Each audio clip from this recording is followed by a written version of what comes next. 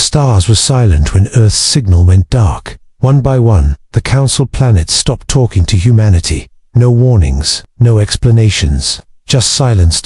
At first, people thought it was a mistake, a broken relay, a failed satellite. But as the weeks passed, the truth became clear. Humanity had been cut off. The Galactic Council, an alliance of hundreds of alien civilizations, had removed Earth from the network. Just like that. Why? Because humans were called unstable, too curious, too ambitious, too dangerous, a threat to peace, they said. So they locked humanity out, quietly and completely. The Council thought Earth would collapse without trade, without allies, without access to galactic tech. They expected panic. They expected Earth to beg. But humanity did something no one predicted. They disappeared, not in fear, but in focus. They shut down every outgoing signal, covered every satellite, turned the moon dark. For 10 years, not a single word came from Earth. The Council believed humans had fallen, that Earth had returned to the Stone Age. But something was wrong.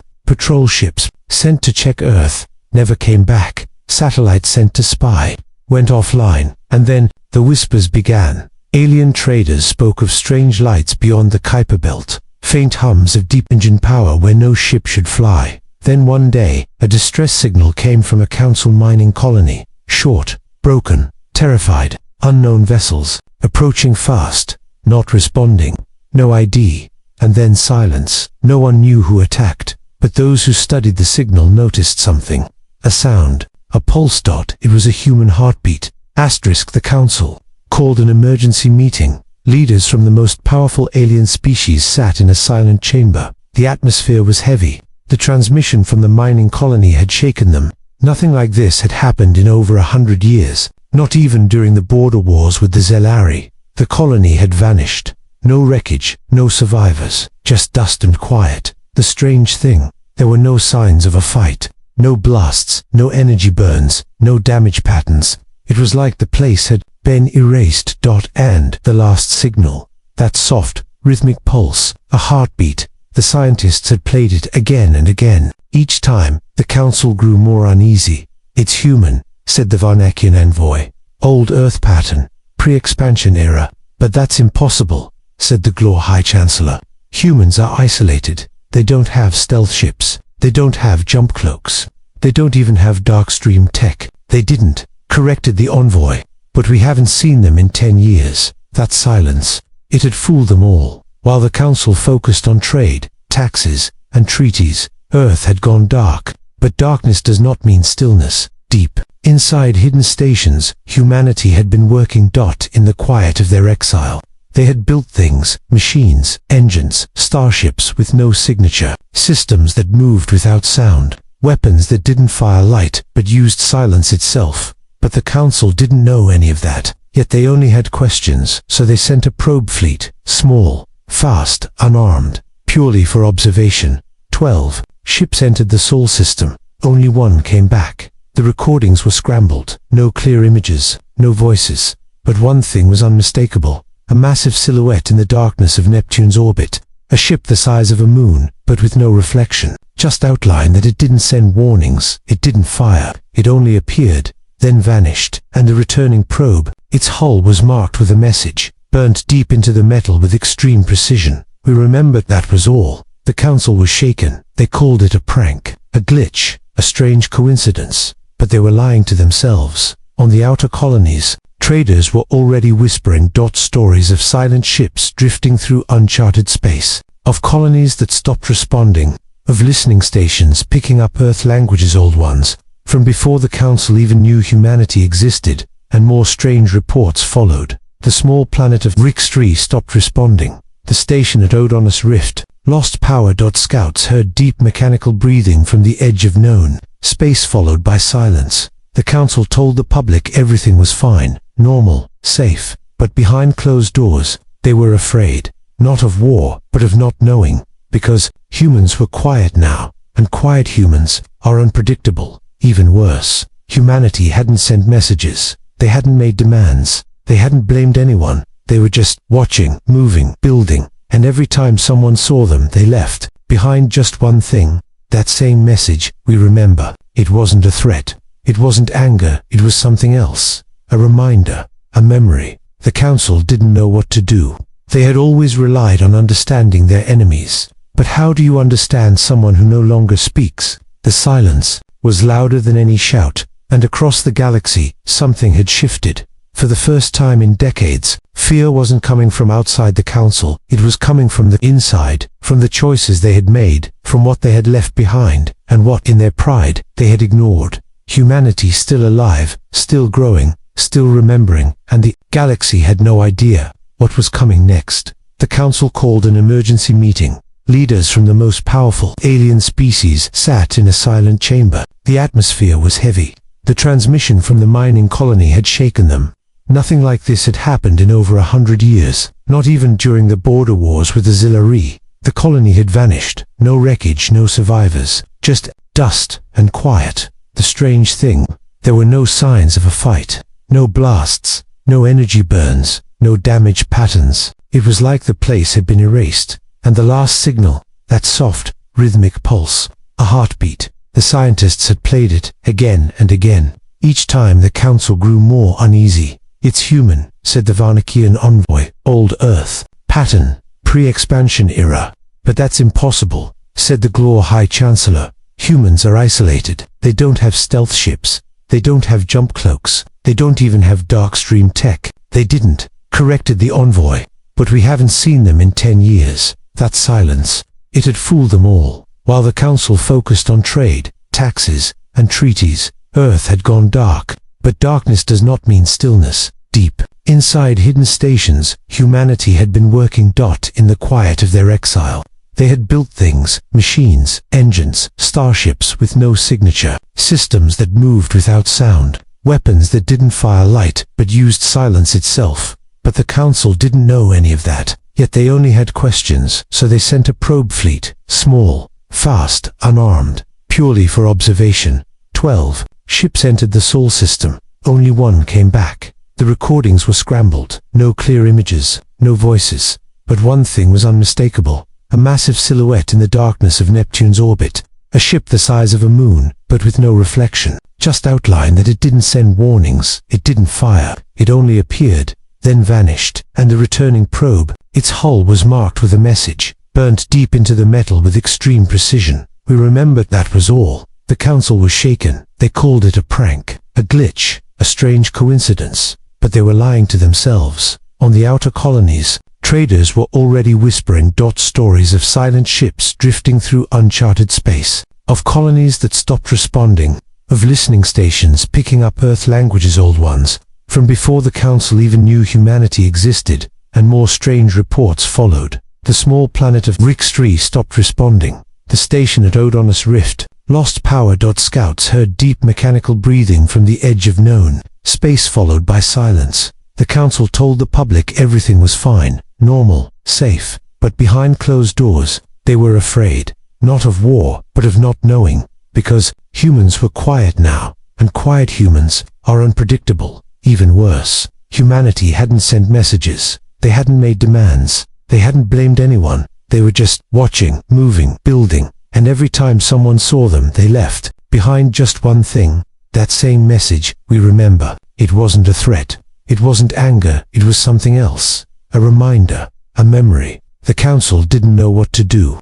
They had always relied on understanding their enemies. But how do you understand someone who no longer speaks? The silence was louder than any shout, and across the galaxy, something had shifted. For the first time in decades, fear wasn't coming from outside the council, it was coming from the inside, from the choices they had made, from what they had left behind, and what, in their pride, they had ignored. Humanity still alive, still growing, still remembering, and the galaxy had no idea what was coming next. The quiet didn't last. Weeks after the probe fleet's return, strange signals began appearing across council space. They weren't transmissions, just disturbances, like someone was moving through space in a way that didn't leave trails.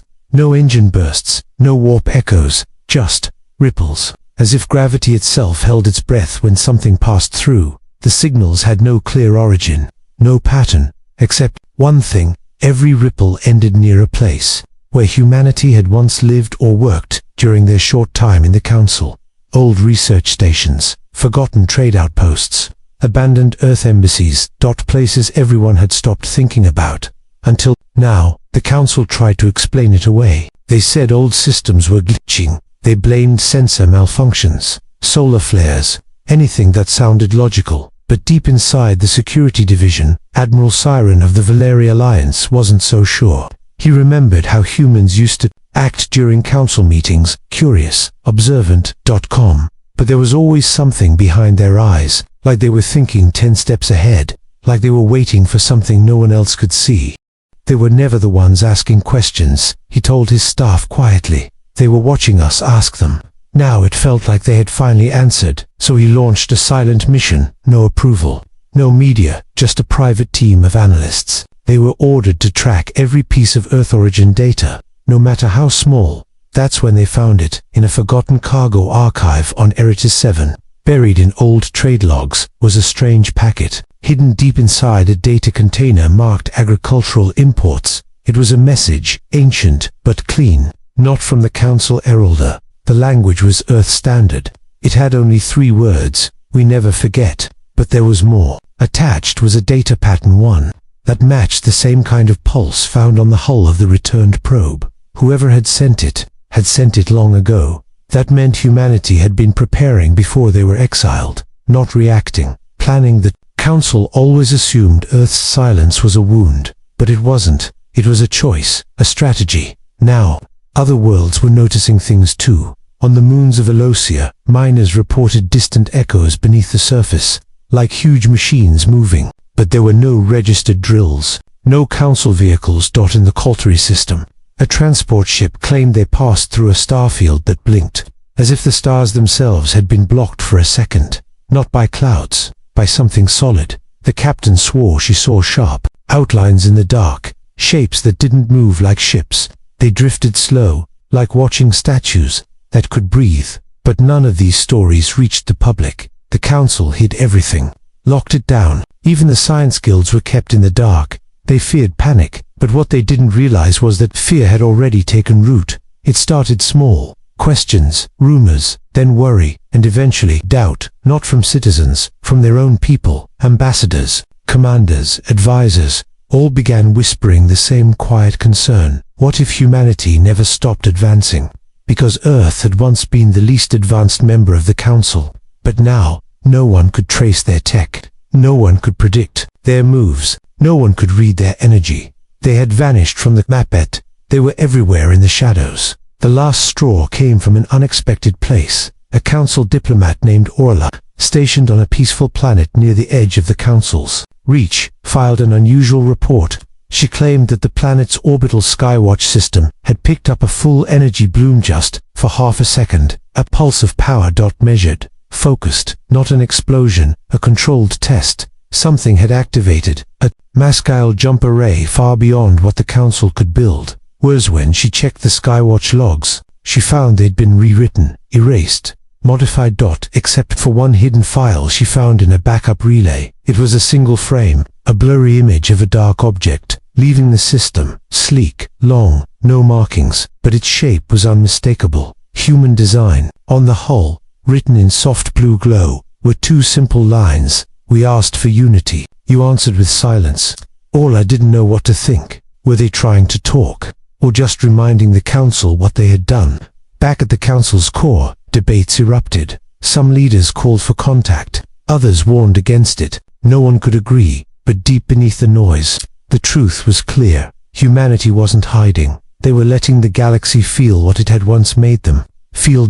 Alone, unseen, forgotten. And now, the galaxy was starting to understand. The silence was not revenge. It was a mirror, and everyone was afraid of what they might see. Next asterisk, a bright blue star blinked once and then was gone. Just gone. Not destroyed, not burned out. Just erased from every telescope, every sensor, every map. The star still existed, but somehow, it was invisible to all Council technology. That was the moment the Council could no longer pretend nothing was happening. This wasn't chance. It wasn't a glitch. Someone was moving across the galaxy, not to fight, but to rewrite reality, one layer at a time. Whispers spread among navigators and deep space observers. They spoke of places going quiet, not from destruction, but like they had been folded away, like pages in a book being slowly turned. More and more locations lost contact, and each time, the same signs appeared. No energy bursts, no alarms, just darkness. And always, one clue remained behind. A trace of human frequency, a soft pulse, calm, steady, and a word sometimes carved, sometimes transmitted, sometimes simply left in code. Remember. Council command held a closed door. Summit, no cameras, no records, just leaders from the strongest species and oldest alliances. For the first time in over a century, they admitted it. Humanity was back, and no one knew what they wanted. The old ways didn't work. Diplomacy failed because humans weren't responding. Warnings failed because they weren't threatening anything. And force wasn't even an option. No council fleet could find Earth. No scan could lock onto human vessels. They were ghosts with minds sharper than any AI, and machines that didn't show up on any known grid. Still, the council needed answers.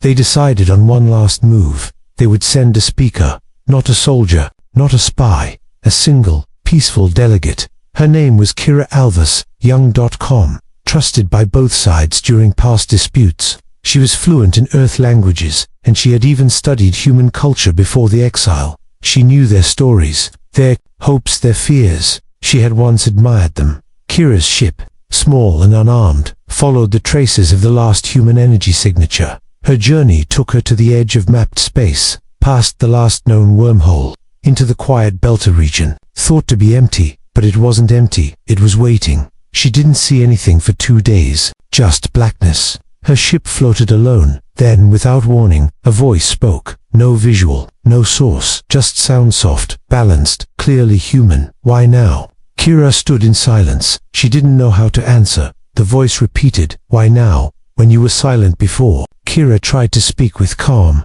We want peace. Another pause. Then the voice responded, you wanted silence. You gave silence. Now you feel what we were made to feel. Kira explained that the council had changed, that people were worried, that many wanted to rebuild trust. But the voice simply said, regret is not the same as respect. And then something amazing happened. The space outside the ship shimmered, faintly at first like fog, then shapes formed, not one, not 10, hundreds of massive vessels, Earth-built, but not like the old ones from the council era. These ships were quiet, still, black as night, but somehow glowing with energy that couldn't be measured. Each one bore a mark, not a flag, not a symbol, a memory. Scenes from Earth's past, not of war, not of pride, but of exile. Children watching the skies go dark, scientists dismantling council equipment, leaders giving speeches under dim lights, promising the people we will rise, in silence, in strength.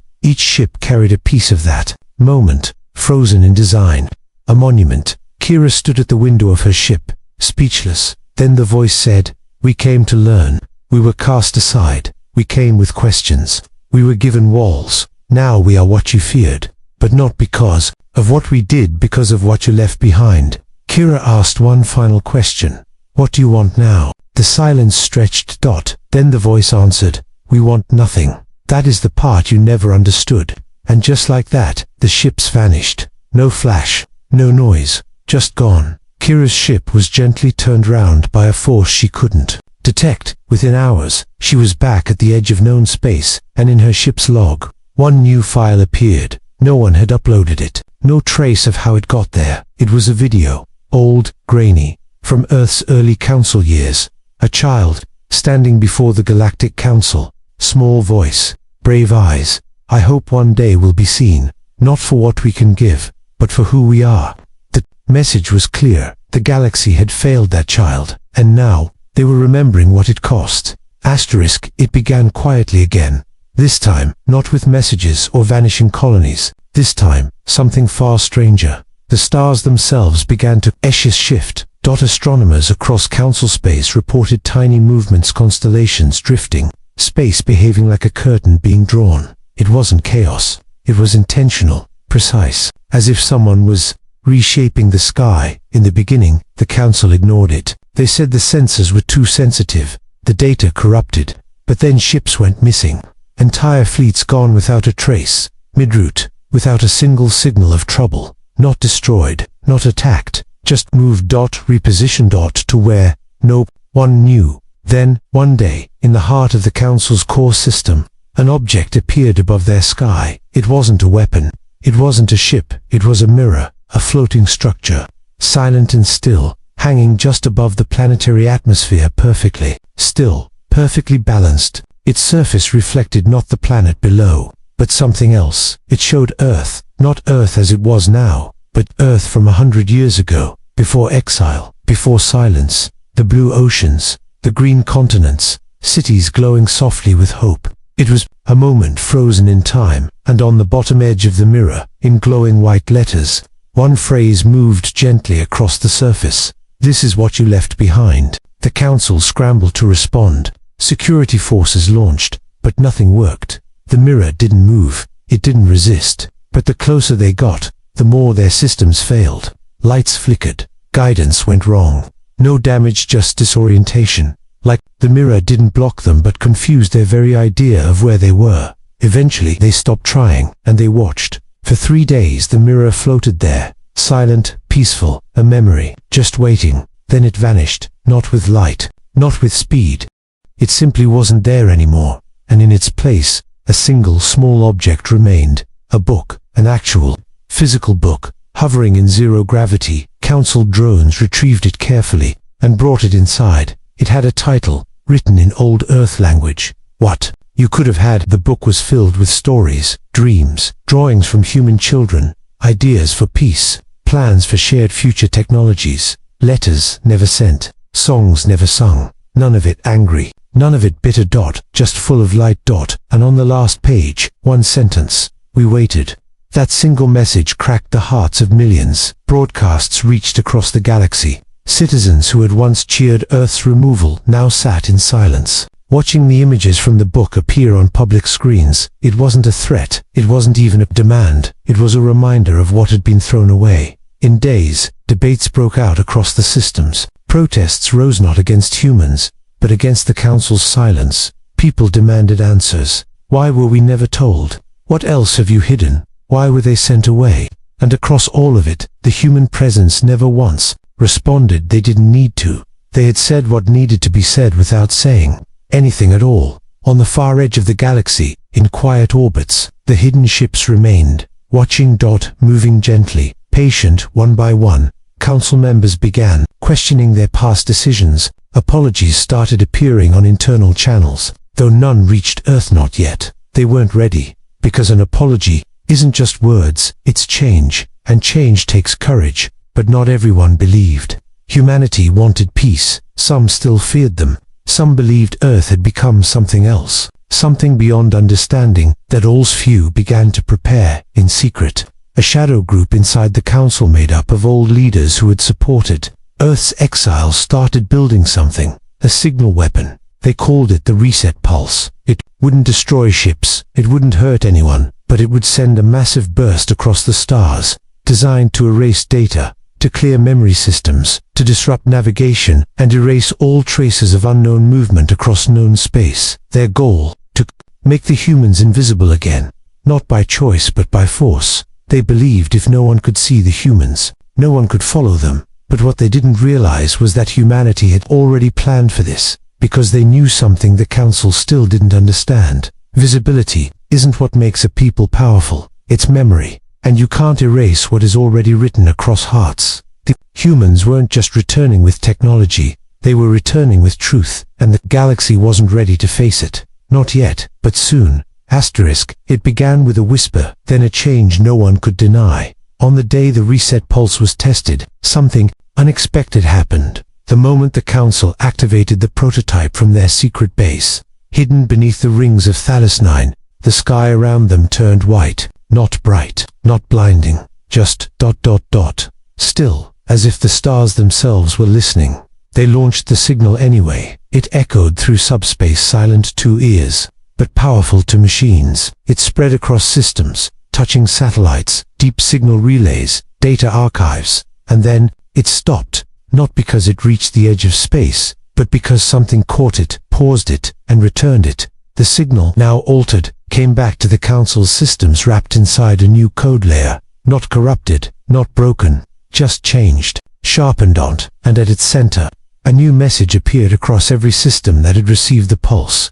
We are not what you feared, but you became exactly what we remembered. At that moment, all across the galaxy, things began to shift. A long-forgotten satellite near the Xeron belt blinked to life and broadcast footage of Earth's final moments within the Council. Decades ago, it showed Council guards taking down human envoys, not harming them but removing them, silently, coldly, while the humans stood in silence, not fighting, only watching. The footage had never been made public. The Council had erased those records. Now they were being shown on every screen. A child's voice spoke in the background, translated into every major galactic language. We only wanted to belong. No anger. Just honesty. No blame. Just a mirror. That same hour, something even stranger happened. Every major Council world received a visitor, not a fleet, not soldiers, but a single figure. On each planet, someone arrived, tall, dressed in light gray robes with a single symbol over their heart, a circle with a line through it, the old Earth symbol for unity. These figures didn't speak, they didn't deliver demands, they simply walked into the nearest central square, sat down, and waited. When asked who they were, they only said one thing: we remembered differently. People gathered, curious, some cautious, some angry, some moved, but the figures never raised their voices. Instead, they brought small devices, holographic memory stones. They showed what Earth had once offered the galaxy: ideas, bridges shared, cities, energy-sharing systems, art, a future. And they showed how all of it had been refused. People cried, even the old ones, who had once supported the exile, now looked away in shame, because in the silence, the humans had done something no one expected. They forgave, not with words, but with growth. They had built a new version of themselves, quiet, strong, creative. The mirror they had sent earlier, it wasn't to blame, it was to remind, and the reset pulse. It had failed not because it was weak but because the humans had outgrown that kind of thinking. The fear the Council once had was now their own reflection. Humanity had become more than what was thrown away. They had built something better, and now they were offering it not as conquerors, not as victims but as equals. The visitors didn't stay long. After a day or two, they rose, bowed gently, and left in silence just as they came. No ships were seen. They simply walked into the light and vanished. The Council was never the same. Again, the archives were opened, the records unsealed. Earth was reinstated into the Galactic Registry, not because the Council decided to, but because the galaxy itself demanded it. Civilizations across the stars began teaching the full truth of what had been lost, of what had returned, and of what could still be rebuilt. A monument was placed in the Grand Council Hall, not tall, not shiny, just simple stone, engraved in every known language. In silence they waited, in memory they returned, in forgiveness they gave us back the stars. And on a quiet blue planet, now glowing with life, a child looked up at the sky, where distant lights moved slowly, ships, not marked with flags or weapons, but with hope. Because finally, the galaxy understood. It wasn't power that made humanity unforgettable, that was the strength to be quiet, and the courage to return with peace when silence could have been the end.